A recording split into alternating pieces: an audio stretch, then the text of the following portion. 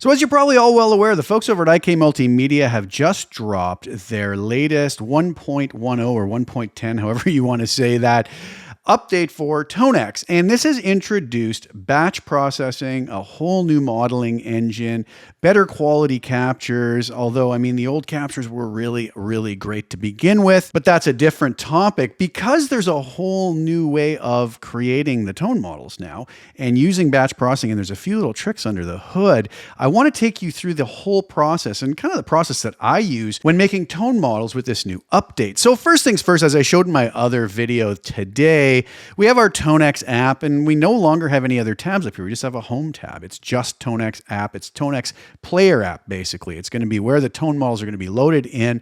We can use this in our DAW, or we can use it standalone. So you might ask, well, where does the modeling happen? So that's going to happen in the separate modeler app, and that's going to look like this. And this is the latest public release. So I'm going to take you through here step by step, making a couple captures that I'm going to actually put up on my website for free. The links will be below. Go grab them, try them out. It's going to be of my incredible Suhr Bella amplifier, and I'll just do a couple quick captures here. These are nothing I spent too much time dialing in, but I think they should probably turn out all right.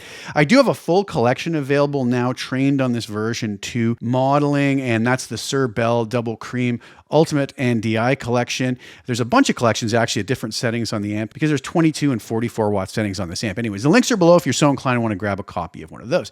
So let's get started here. So we open up our modeling app and we have a capture list, training queue here. And basically we want to start a new capture. So I'm going to click down here, new capture. And a lot of this is going to look familiar if you've done Tonex tone models before. So I want guitar. Now, first things first, I'm going to do an amp cab capture today, but I actually want to show you something really cool if we're doing just an amp or DI capture. So we'll choose that for a second. And then I'm going to come through here and I'm going to make all of my connections. So basically, I'm utilizing my Universal Audio Thunderbolt Apollo X4. So I have the guitar going into the main guitar in channel 1, the high impedance instrument input. I'm using one of the virtual outputs to send out to my reamp box. Without going into great detail, it's the setup I use for all my tone models. And then I'm returning on a channel that I labeled amp DI. So this is where I have always hooked in here, coming out of the tap that I have off of the speaker output of the amp. And then I have my monitors here. So everything's set up as it should be. I can change my buffer size if I want. I can hit next. Now, input level, I've already calibrated this. I never change this. I already know where I need this, so I can skip this step. And if you make a lot of tone models, you could likely skip that step too. You're going to calibrate this once and then leave it alone. I'm going to move on to the next step. Now, this is what's really cool. If we were going to set our send level before, and if we were going to grab our guitar and play, what you used to hear is just the raw DI track, which is really unpleasant. So now the folks at IK have given us the ability to enable the impulse response right here. And we can load whatever impulse response that we want in there. And so when we're setting our send levels, I can now have the IR on and then make adjustments. And of course, we can always just go back to having our old source selection here of the existing tracks, but the enable IR button is very cool. So anyways, I'm just going to back out of this and come back here and actually set this to capture my mic because I want to do an amp cab capture. So we'll come all the way back here. We'll set that, have that set so it's capturing the amp mic.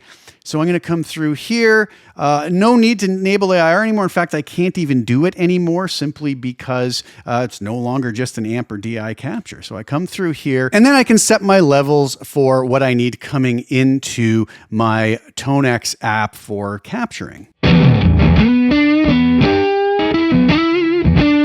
That looks like it should be fine here. I could also just come in with the live input and play as well.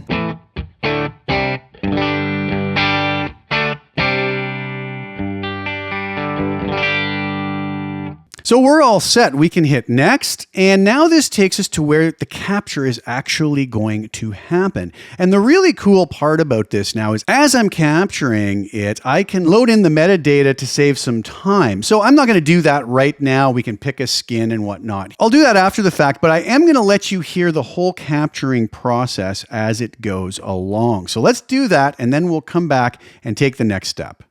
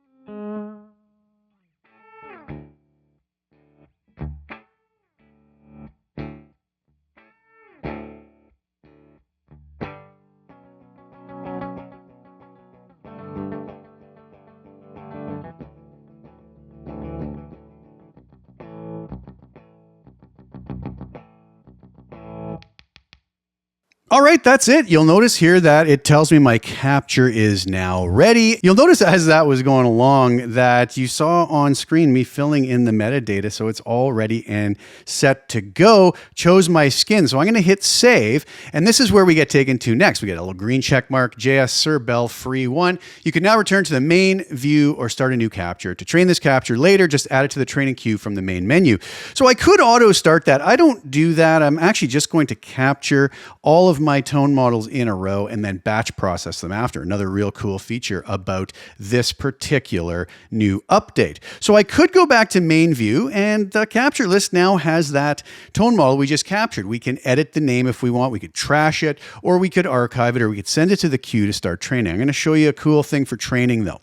I'm going to come down to new capture here, and I'm going to make a little change on the amp. I'm going to keep those same settings, but I'm going to engage the boost switch, and we'll get a slightly different tone than this. Maybe this same tone, but a little bit of a boost on it. I'm going to come in here. I'm going to say new capture with last settings. So the very cool part is this comes in here and populates my metadata with what I had last and chooses the same skin. It also chooses all of the same audio settings because we don't want to change that. We're happy with everything, and it gets you up and running much faster. So let's get this going. I'm going to engage that boost switch, and we'll get this going one more time. All right, so there we have it. We've made two captures. So I'm going to do the same thing. You'll notice as I was capturing, I updated this here capture name. I left everything else the same because nothing else had changed. I'm going to hit save and I'm done for today. I'm going to do those two and show you now how we go about training them. So I can go back to main view. You'll see that I have the two of these right here. Now I could click here and add them to queue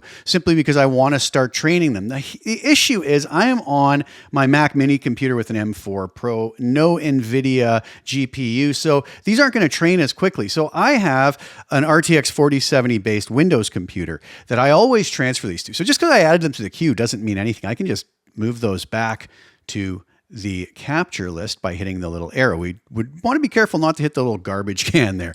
Now, what's cool about this is this. I can come up to this little window here and it says show captures folder, show archive captures, or refresh capture list. So we'll use that in a moment. I'm going to say show captures folder. And when I do that, you'll notice that we have the capture folder right here and it tells me which folders I just created. So I have my Suhr Bella Free 1 and my Suhr Bella Free 1 Boost. So what I'm going to do is select both of those, and off screen over here, I'm going to go to my cloud service. Now I could transfer this any way that I want. I could throw them on a thumb drive, which would also be simple enough, but I'm going to take these two, I'm going to copy them and I'm going to paste them over here into this folder and allow them to upload so that I can then go to my Windows system, download them, and be up and running, ready to train on my faster machine. So what you'll notice here is that I actually have those two files transferred onto my cloud service here. And what I'm going to do is I'm going to come over here to my Tonex Modeler app on my Windows system. I'm going to do the same thing. And I'm going to say show captures folder. So now I've got a folder that I can take my other two folders that we captured on my Mac system, and we can paste them right into here. Now, they're obviously going to have to download since I uploaded them to the cloud. That's going to take a moment or two, but you see that's going pretty quickly here, and we're going to be up and running pretty fast. So now I have those where they need to be. I can get out of this. I'm going to come over to the Tonex Modeler app and say refresh capture list. Look what shows up. The two captures that we just completed over on the Mac system are now over here ready to be trained, and I'm going to do that right now. I am going to go up here and say I would like extended training. I want this to be as good as possible. Okay, so I'm going to let these two go and then come back and then we'll see how this all turned out. So I move them over to the training queue. I hit start all. And you're going to see that it comes up with an ETA. Now, I found that this was somewhat accurate. I haven't done any captures on the actual public release. I was using the beta release. But you can see, again, I'm on a system that has an RTX 4070 in it. So this should be fairly quick. Sometimes it takes a second or two to get going. But there you go. And it's up and running. And we'll see how long this takes.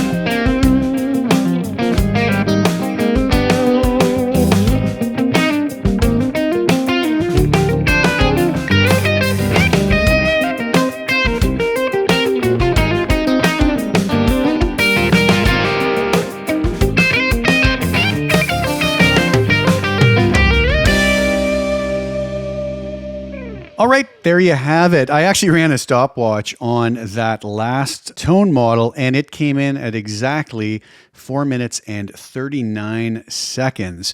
So under 10 minutes to train both of these. So now we have these two in the training queue with green check marks. We could actually send them back over to the capture list, trash them, or retrain them. But you'll notice here it has a little badge that says extended. That means I used the extended training. This is as good as Tonex is going to get, far better than the previous advanced training from what I'm told. So what I do now, you'll notice a finalize button here is I select one.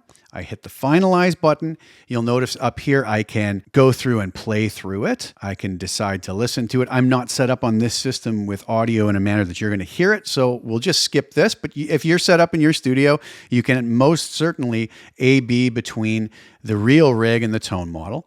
I can come in here and I can edit the metadata. Now, I had already done that previous. Everything looks fine, so I'm going to hit finalize.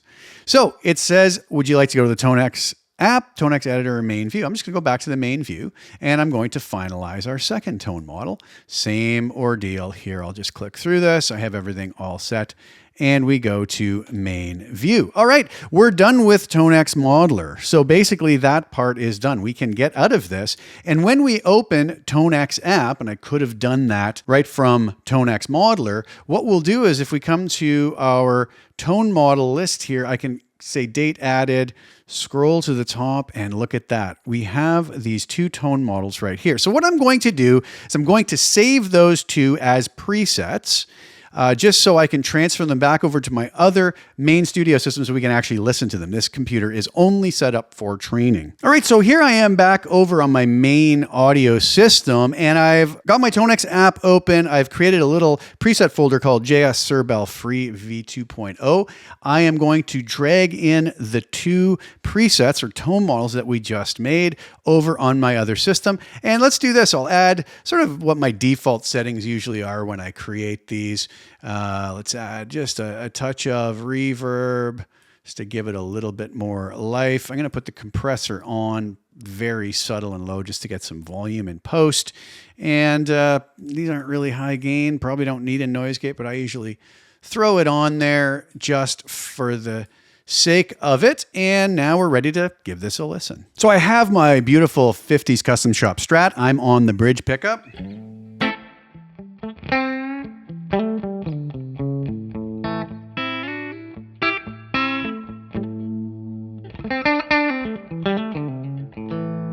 Go to the neck.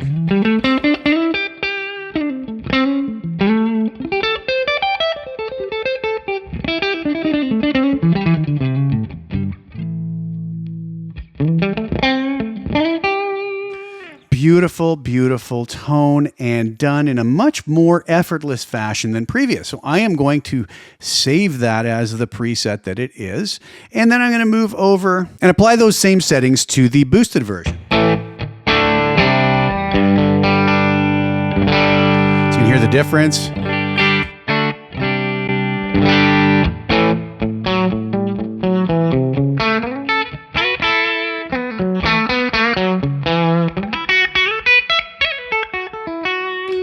Neck.